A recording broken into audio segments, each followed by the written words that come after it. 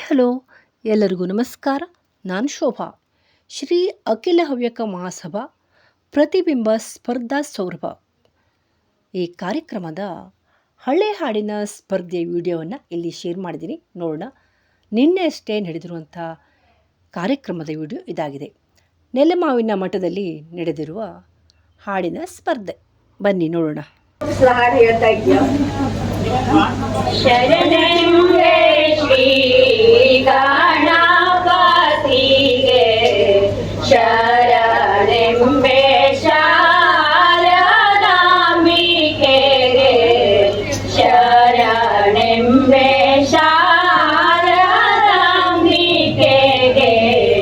ಶರಣೆಂಬೆ ಗುರು ಹಿರಿಯರೆಲ್ಲರ ಚರಣಕ್ಕೆ, ಶರಣೆಂದು ಮರೆಗಳ ಬೇಡುತ್ತ ಬರೆಯುವೆ.